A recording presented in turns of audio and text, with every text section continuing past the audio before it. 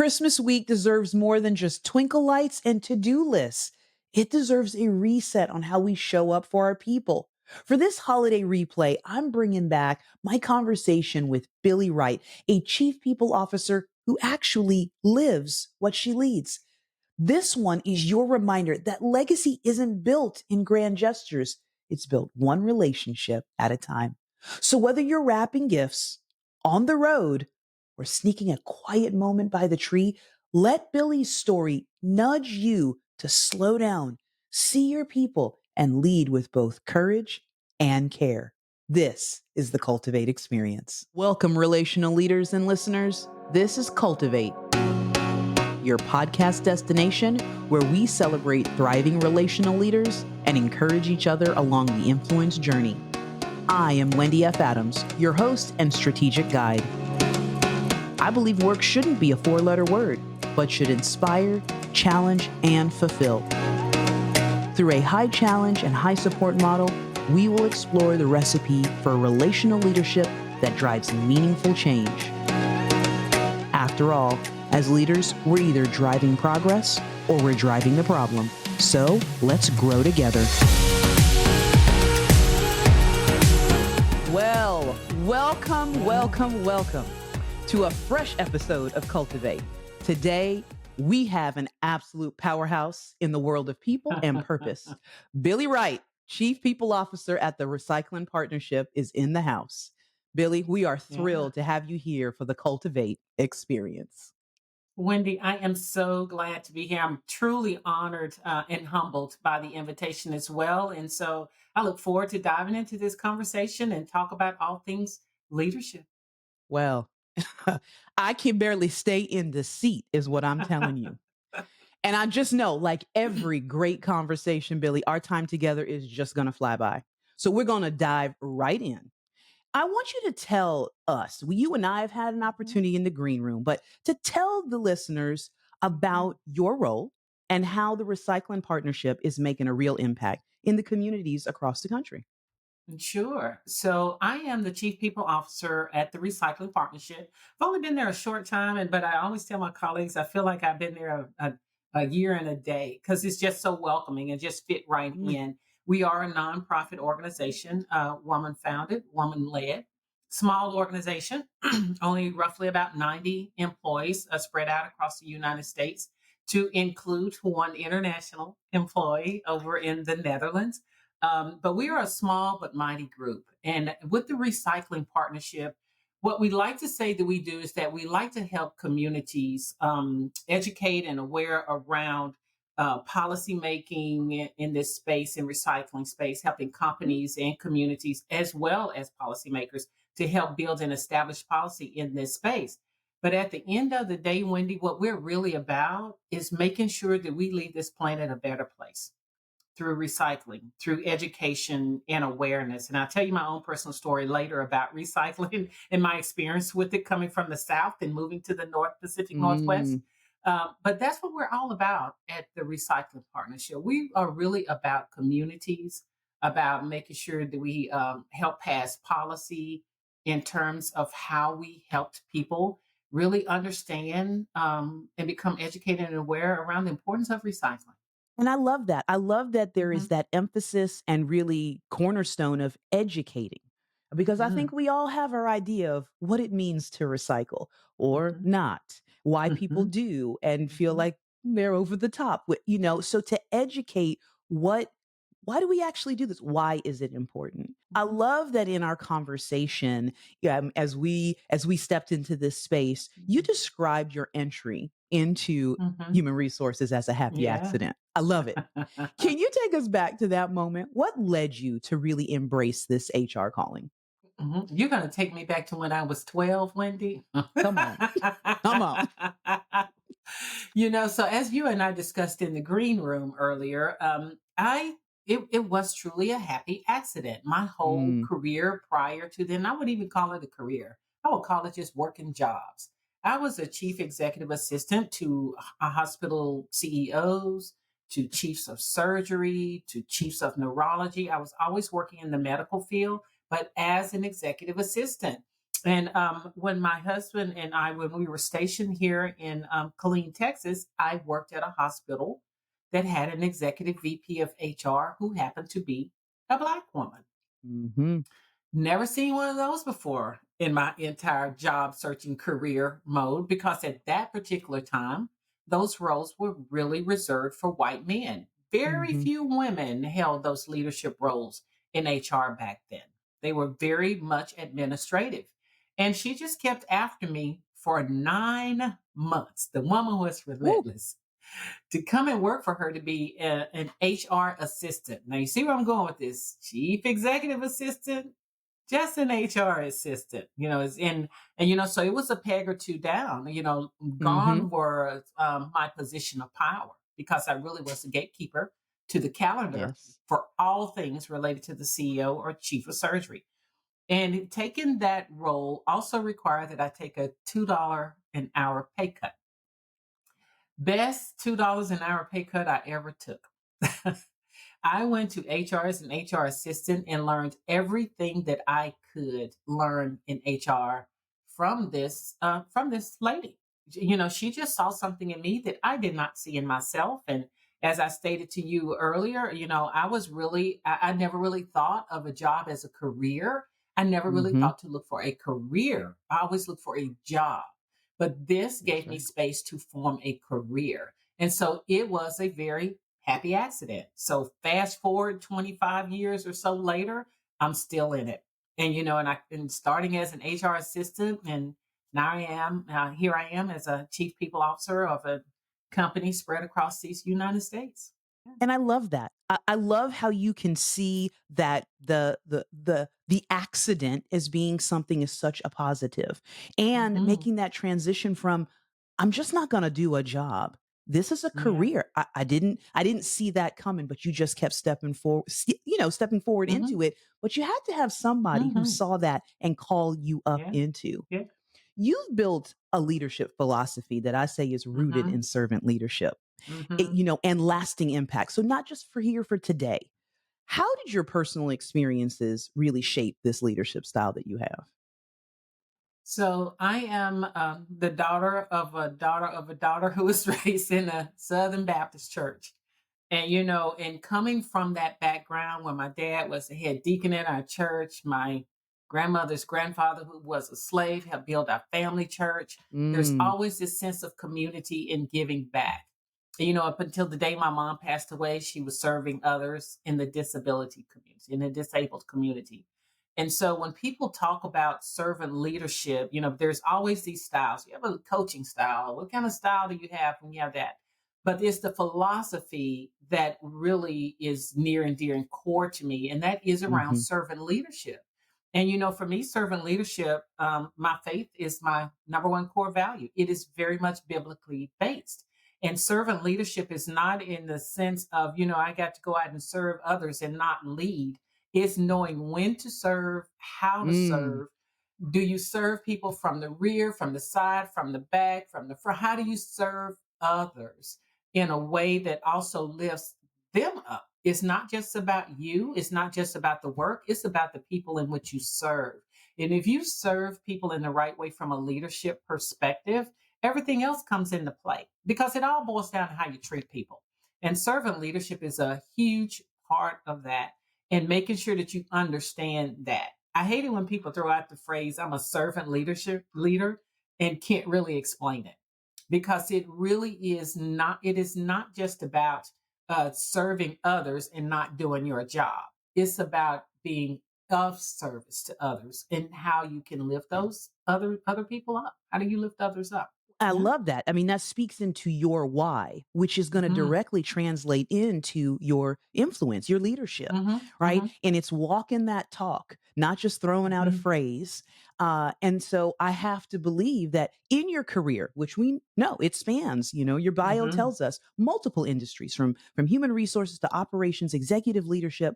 What's been, with that why in mind, the Hmm. toughest leadership lesson that you've learned along the way?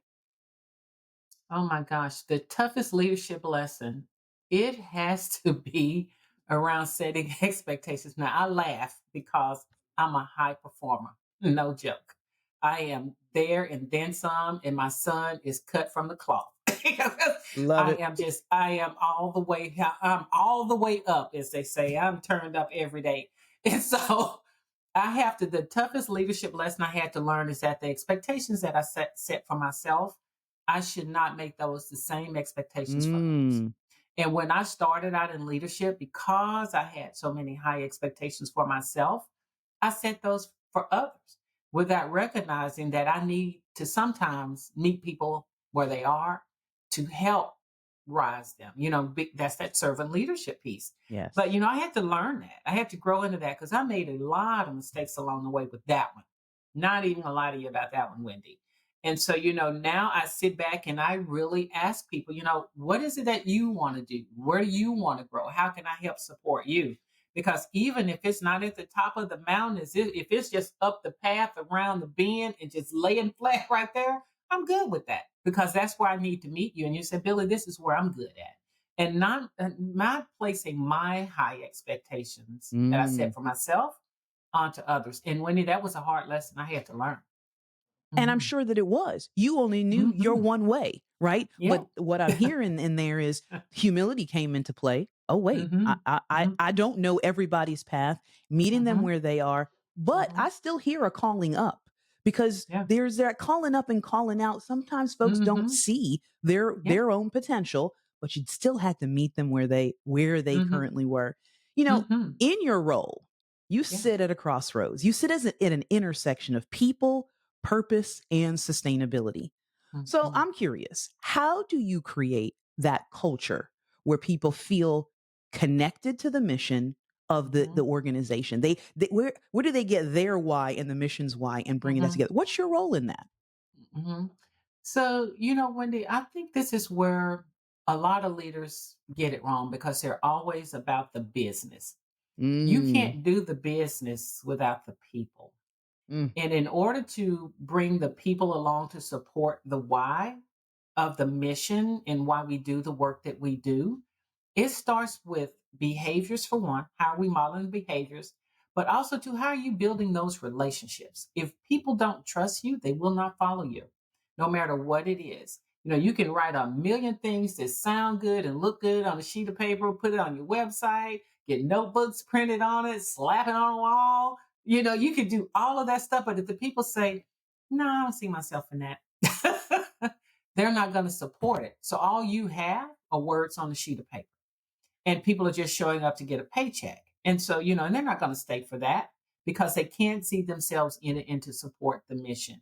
And where I see myself in there is really being that catalyst, just really being that mm, person in the middle that says, hey, folks, we need to, when we're making decisions about things and explaining the why, we need to also to understand the impact. It is not about the intent. It is always about the impact mm, and making sure that we understand that we need to do things, not all the time, but for the most part, we need to do things with people and not to people. And I find that organizations feel as though if they do things to people in terms of decision making without considering the impact, which is the two part, then they have missed it. They've missed the mark. And and it's hard to unwind and rewind all of that once the damage has been done. So I find my role in helping to really bring those three things together is really about making sure that first we understand the mission, we understand the why, we can clearly explain the why, we do things with people and not to people, and we are really intentional about not just forming those relationships, but sustaining them also. How are we feeding those relationships? How are we building trust across it? Because once trust is gone, all bets are out the window. Yeah. and you couldn't have said it any clearer, bringing that Yeah. clarity into play. Yeah. And you said this, Mhm. it's not even just about having to do a rewind. You've taken steps backwards at that point in Yeah. time. So even Mhm. when you are talking about the business, which is important, there Mhm. are goals to be met. Mhm. When you don't keep the people in the forefront, you Yeah. actually are going the other direction. And Yes, we so are. now the business is not moving forward. Yeah. I love that. And I think that those 3 points that you brought out, we really need to sit in. I most recently was leading a Mm. group and Yeah. and they talked about, I was like, do you know your mission? Do you know the mission and the vision of Mhm. this organization? And the answer was, yes, we have it on the wall. It was artwork. Yes, but do you know it? Are we living it? Uh-huh. Do you see Uh-huh. it lived out in front of you with Mhm. your leadership? Mhm. And so, so important. And again, in that trust space, Yeah. transformation is a Mhm. constant in human resources and business. We are always Uh-huh. on the move. So, Mhm. how do you navigate the friction that comes when change and Mhm. culture shifts, Mhm. especially when you're receiving that high resistance, whether from on the front line or from your leadership? So when our organization is just went through this past quarter, Mm, and it was mm, not easy. We had to lay some people off. We did a complete reorg. Our business model changed. We had a lot going on in the first 3 months. And I have a small team. There's only four of us in people operations. And typically, when you have a lot of change like that's going on, HR or people ops, we catch it coming and going. oh, yes. But I will say with this organization, our leaders from all fronts stepped up. We held Q&A sessions. Our CEO developed a change management plan for our leaders to follow so they could understand what was going on. We had our all employee offsite in Atlanta to where there were breakout rooms where employees could meet with the various new arms and lines of business that we had Mhm. implemented so they could ask questions and understand the why and the need for us changing in this fashion and asking questions, opening up a hotline. I mean, we did things 10 to 12 times over to Mhm. ensure that employees had the right channels to communicate, whether it was in open forum, in a private forum, one-to-one settings.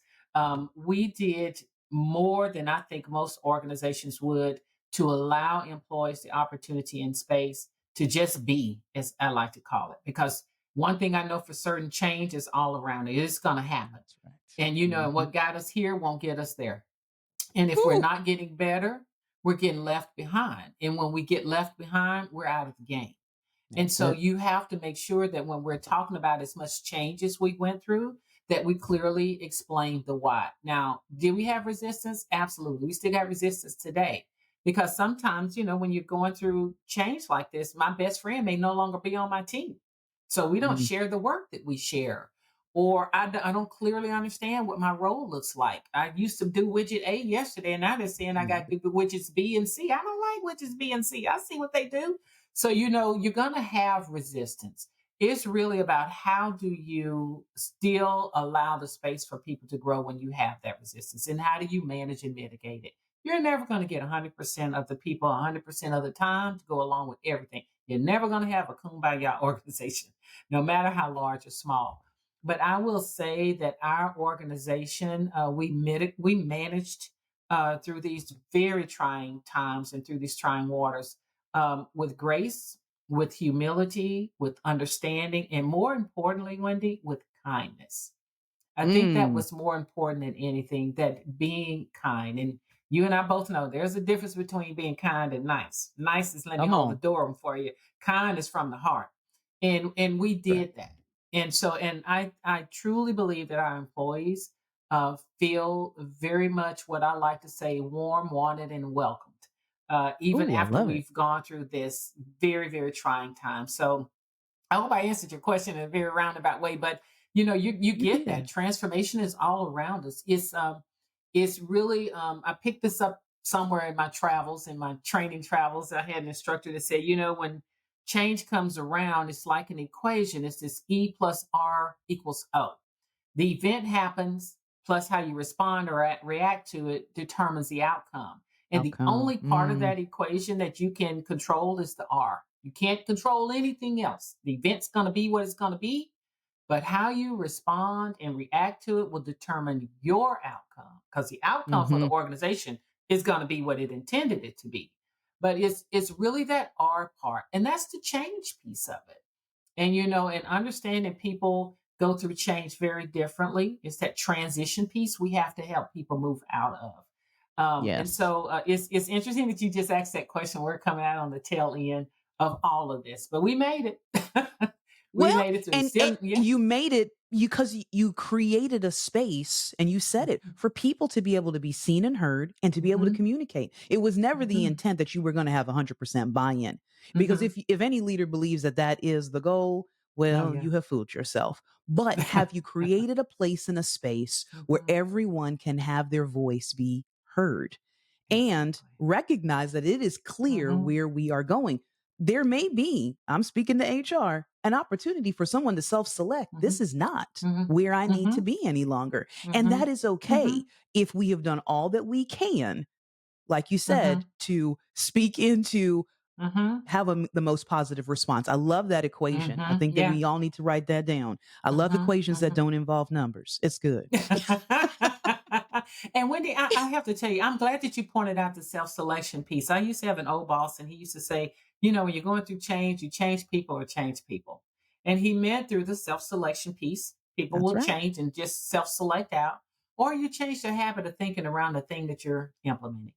And That's and that's absolutely the end correct. game is changing, helping someone change their habit of thinking around why it's so necessary that we implement this change at this moment in time. But yeah, I love the Yes. self-selection piece too. Yes, it Huh? is. And you're Mhm. actually given a gift at that point. I mean, if Mhm. you think of Yeah. it, let's not hold people to where they anyway, we can go down Yeah. that Whole road. other story. A whole nother story. You know, your sector and as a human Mhm. resources leader, and you've been doing this for quite a while, it often carries, we talk about all the things that we've Mhm. just spoken about, a heavy emotional weight, Mhm. of the organization. People are holding on to these places and these feelings. How do you personally maintain your resilience and prevent what Mhm. we talk about all too often, the burnout, while Mhm. leading at such a high level? Ooh, Wendy. Now that is a loaded question for sure, especially coming out of the age of COVID. So there Mhm. was a study done by Sherman, by Gartner, right as we were coming out of COVID. And 95% of HR professionals surveyed said they had experienced burnout. Yes. 95%. Because HR is all things to everybody but themselves. And that's truth in Oh. that. It is so true. HR, Mhm. people ops, whatever you want to call it, we are always on the front line of every crisis that happens in an organization, every crisis like COVID that happened across the globe, return to Yes. office. You can see it coming. You can see the things happening in the DEIB space. All of these things, Mhm. HR is always on the front line of it. And Online. I will say Mhm. personally for myself, I have often find myself challenged with some of these changes that are coming out. And how do I personally manage and mitigate it for myself? Because I'm having to Yes. lead people through it. Because they're gonna see what I'm doing and model that or be afraid to go against it. It's gonna be one of the Oh two. gosh. And That's so right. I sometimes I have to sit in it, but I also too have to be honest with myself and with the people in that I lead. And one of the things I have done in the past when I have been faced with these type of situations is that being honest with them and saying, "Hey, this is where I am in this moment in space. I need a minute, but I also too need for you all to reflect and ask yourself if you need a minute. But I also Mm. too want to still leave space and time open for all of us to talk about it. And and even in my new role here, we have spent many of our team meetings dedicated to can we talk instead of Love work? it. Can we talk? Because sometimes that's all that's needed. I'm not trying to put my Mhm. opinion or anything out for others, but you just have to allow people space to talk because sometimes that can be the remedy. And people will say, okay, now that I've gotten that out, what do we need to do to make sure that this happens? But sometimes you Bec just need to sit, and that is just keeping it real for a leader too. You can't be at this level operating this high all the time and like nothing bothers you. Okay, it's gonna bother you. So how do you manage yourself? I see a lot of things. I know I'm probably going off script here, Wendy, but I see all these Yeah. courses because I used to be a subscriber to this too, and it was around time management, taking time management courses, Oh, time yes. management here, all this stuff. So I had a really good coach friend of mine, and she says, "Why do you use time management?" She says, "How you manage yourself is an indication of how you manage your time," and it Woo! hit me like a thunderbolt. And when she said that to me, that is when I had the aha moment is like, when all of these things are coming at you from left field, how am I managing myself? How am I managing myself? Because that's gonna also to reflect how I show up. And so even with Yes. this going on with our burnout, If you had some of my team members on here, they probably say, "Oh yeah, Billy is always telling us if you need a mental health day, I need you to take a mental health day. I need you to be well." Because there's always this thing in HR with the burnout, because Hmm. we are everything or expected to Right. be everything for everything. What is that movie? Everything, always, all at once. That's it. That's it. All of those pieces are moving your way. And that Yeah. self-awareness space, now Mm-hmm. you've created a space for your team. And you're right. They're watching you. And the Mm-hmm. staff is watching. Mm-hmm. How does Billy walk this out? And is Mm-hmm. she walking the talk? You know, do you need that Mm-hmm. space? And are you taking that space? But to create that place and space to say, I do need a minute, or let's just let Mm-hmm. us talk Mm-hmm. about it. Because let's face it, we all know if we're not talking about it together, we still talking about it. It's over there We're in the still talking corner. about It's it. so Mhm, mhm, so let's have healthy mhm, conversation about it. I mhm, love that. You know, we mhm, look at organizations in this way of in this place of scaling, right? How do we mhm. scale what we're doing? But also in Yeah. that maintain the strong values that are the culture of the organization. And that's a tricky Mhm, balance. You know, we don't want to just grow wide, we want to continue to go deep. mhm, Where are you seeing the growing pains, specifically in your team or even within the company mhm, culture right now, trying to do that mhm. that balancing act?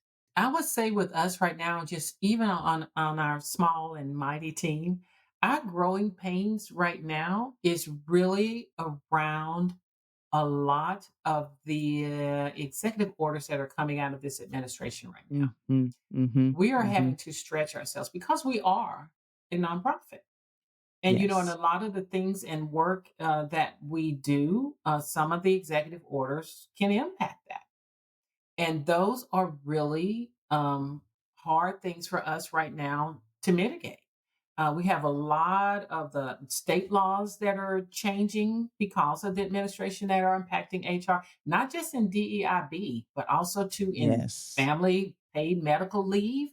It's affecting Mhm. those kind of things. It's also, affecting in how we recruit and hire and all of these things. There's a tremendous amount of pressure right now on HR professionals across this country.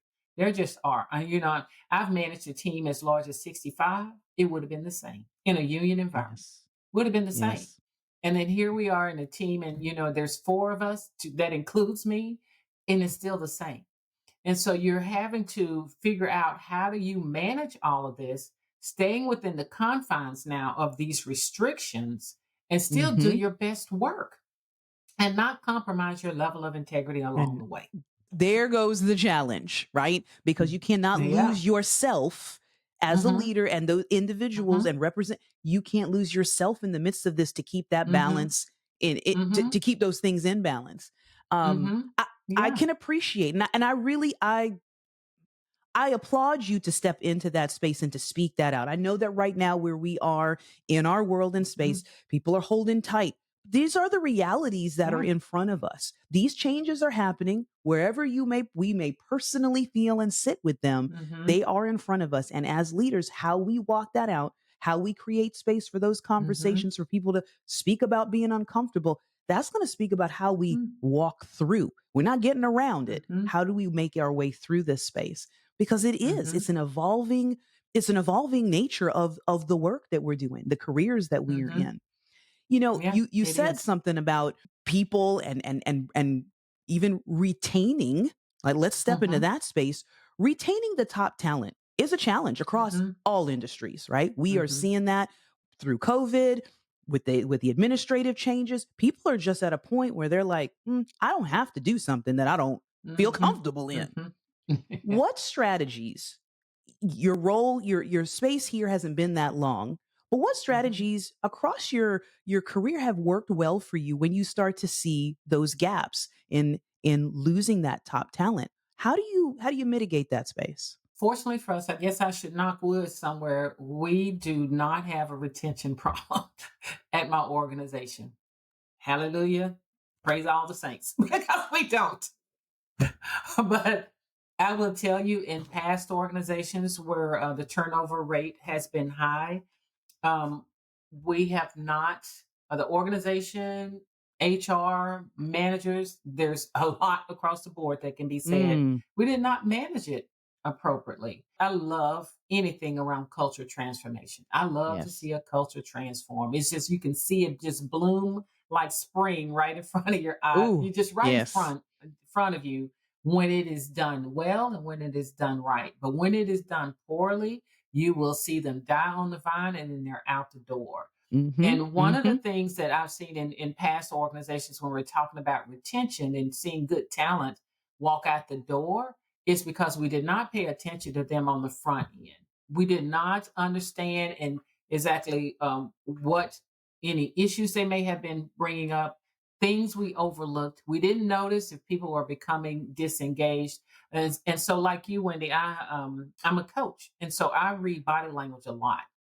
And and people always like, well, why is she so quiet? I'm like, I'm not quiet. I'm watching. I'm nosy like that. So, Reading that but room. Let's I'm read it. reading the room, just reading the room. And I would always notice a change in people's body language. And Mhm. I would often ask when I see that, what's going on? It seems like you're a little off today or something. Usually you can pick up on that. Now I'm not saying everybody has that mindset, can do that, any of that.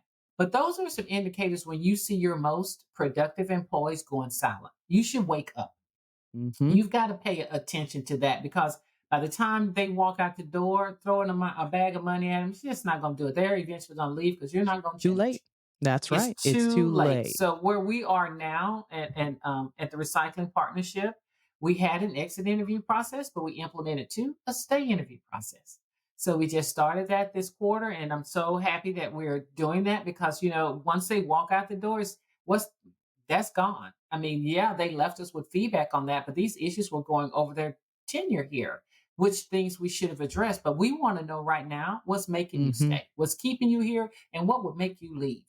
Those are the kind of things that's most important. So you can address, you can either keep doing, you can stop or do something new. But it's really about capturing the voice of the employee while they're here. After they're gone, then it could become a disgruntled employee at that time. So, Tell me something that I need to know. I may not wanna know I it, but know. I need to know I it. need to know it. I need to know it. So, but those are the kind of things that I have been faced with in former jobs around retention. Is really about how Mhm. do we figure out a better way to capture that feedback. Employee engagement surveys are good, okay, but they don't tell you Yes. the root cause of it. You need to know the root Absolutely. cause. And Yeah. that's it. So we're not just addressing symptoms. Let's Mm-hmm. get because if Mm-hmm. there's one, there's 12. Like, Yeah. let's just recognize that this is not Uh-huh. usually a one-off Mm-hmm. Mm-hmm. situation. Mm-hmm. And you mentioned it. Yes, in the role that I have in my coaching with Cultivate for Good, it's all about fostering exactly what you Mm-hmm. said, those healthy, empowering, authentic leadership opportunities, Mm-hmm. Yeah. calling people up into the space, right? That what we're doing Mm-hmm. is never just about us. It is for those Mm-hmm. that we have in our Mhm. under our influence. So if you could, as we're going to get wrapping up Yeah. here shortly, if you had to give a challenge to our listeners who want to grow into those impactful leaders, what would that be? Like, what's that thing? You can't miss this as you move Mhm. into your and being called up into that Mhm. that journey. If I had to tell my younger self anything and Mm, that you can't miss this, yes. you can't miss out on an opportunity to have someone of influence mentor you. You can't miss it. So I will say this from a person, from a woman of color. We typically don't ask for mentorship. We typically don't ask for it. I didn't ask for it, but I had that one woman, that one Black EVP of HR stepped in the gap and said, I'm going to mentor you. You can take that $2 an hour pay cut, but it's going to be the best pay cut ever. And she wasn't lying, but she mentored me. And I think to myself, had I not had that opportunity, I can't say that I'd be sitting here in this role, in this spot, on this call with you. I can't say that any of that would have happened because somebody saw something in me I didn't see in myself. And if you ever feel the opportunity to where you're afraid to do something, do it anyway. Don't let fear Ooh. hold you back. Just do it anyway. Because the worst thing that can happen is somebody says no. You're not doing it now. So what's the harm? So you didn't Just lose. do You it. didn't lose You anything. didn't lose anything. And the other thing I would say, I did a podcast with another guy, and he was asking me something similar along this one. He goes, "What would be that thing?" And I would say the question would be, "What if?" You can't miss with Mm, what if. If you ask that question of yourself, what if? What if I did that thing that I think is so scary? What's the worst that could happen? what- And if I had to go back and tell my younger self that, I would do all of that and then some. But really seeking guidance and support from people, you can always ask people, the worst they can say is no. But just making sure that I know that there are people out there who can be available to me if I would only ask. What if I only asked? the, That would the be power of the ask tremendous. is The power impactful. of it is totally And I love that. impactful. I love that. I Mhm, love that you bring that boldness not just to those who you are leading, but you're bringing that to yourself. Like you haven't mhm, arrived. You're not saying I'm mhm, here and I don't need to do that mm-mm, any longer. mm-mm, So that to me really resonates in what you're yeah, saying, and that charge. I will couple that with, and then have someone who's going to hold you accountable to that. mhm. This is now what I've Got stepped to. into, and keep that Mhm, accountability in front of you. And so I think that that's a responsibility we yeah, have to one yeah, another. So, yeah. Billy, what's next for you? How are you personally Mhm. cultivating your own growth and leadership journey as we talk about that? So, I've been, thank you, Wendy, for that. Because, that's almost like that question, where do you see yourself in 5 years? I'm not going to go 5 years deep, but I will say this. So I volunteer in my local HR community a lot. I Mm-hmm. was the past Mm-hmm. president for Austin Sherm in 2023. I was the president. And after my tenure from past president of last year, I continued my volunteerism at the state level. So I'm a co-director for our Sherm, Texas affiliate Mm-hmm. for our leaders program. It's leadership development program for our chapter presidents and president elects. And it is a great 6-week program to help them grow and develop around leadership. I still mentor. I love, love, love mentoring. I don't think I'll ever stop doing that. I Well, coach thank still goodness. on it.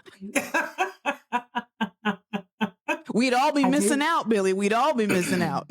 I love to mentor. It's just I even wrote an article about it. I'm so exuberant about it because I think it's extremely important. But what holds the future and the next thing for me really is about how can I continue to be a better version of myself? Every day I try to be and do a little bit better than the day before. Because it's a gift Mm, every day that I get to do this. I really that's consider it. it a gift and a privilege. And so when I can get up and make just a small impact with someone, that is tremendous for me. I don't do this looking for things. I mean, honestly, I got a whole book and a card deck full of people thanking me for stuff. That's all great, but I don't do it for that. And in fact, I'm actually having coffee with one of my mentors that I had over a year or so ago. So, but just keeping in contact with those people and making sure that I can be present for others and where I can Mm. help people, I do. Because for me, it is all about that. It's all about sharing and how can I help and lift others up because that's important. That's very, very important to me, Wendy. It is, and I love, and what a way for us to wrap things up. Yeah, Be yeah, present. Be hmm, present. That's a very yeah, active statement, and it is for everyone. I love that. yeah, Billy, this yeah, has been such an inspiring conversation. I knew it. I knew yeah. it from the green room, and now everyone else will be able to partake. So thank you for taking us into this deep, deep dive into Yeah, relational leadership, your yeah, journey, being very yeah, transparent, giving us a front row yeah, seat into the amazing impact that the recycling partnership is having across the country. yeah. If people Yes. want to interact and engage with the organization, what's the best way Hmm. for them to do that? They can reach out to me directly on LinkedIn. They can look me up. They can go to our website, the recyclingpartnership.org, to learn more about our organization, and they can contact us directly from there. We love to hear from people about the work that we're doing in communities. And if you go to our website, you can see the great work that we did in Flint, Michigan. It's a big to do. So I won't spoiler Wow. alert. I'll just make sure that people hear that and they can go to the site and see what we did with Flint, Check it Michigan. out. Check it out, because it is a big deal. And and I will just say this, with the recycling partnership, we're helping over 9,000 communities across this country. In our efforts with recycling, it is not just about the plastic bottle. It really is about protecting and honoring Mother Earth and making sure that we have a lasting impact for years to come after we're gone. Before, yes, beyond all of us. And Yeah. isn't that's the Beyond. difference Yeah. between work and a career? That's the difference between Yeah. that impactful space that we all want to Yeah. be in and know that we're making a Yeah. difference. Your Yeah. passion and insights are so Yeah. truly energizing, and it's been Oh, such thank an you. absolute pleasure having you on today. Thank you, Wendy. I appreciate the invitation. I hope to do it soon. Hope to do it again. Oh, absolutely. Well, I want to say to our viewers and listeners, that's a wrap for today. But remember, each of us brings our own special flavor to the mix of what I call relational leadership. So until next time, let's keep stirring things up, making an impact, and being better together. Thank you so Yeah. much. Before we sign off today, I want to send out huge appreciation to our listeners for tuning in. I hope you felt seen, heard, and inspired to level up your own leadership journey. Don't forget to like and subscribe so you don't miss future episodes. And if you're ready to level up your leadership, connect with me at cultivateforgood.com. That's cultivateforgood.com.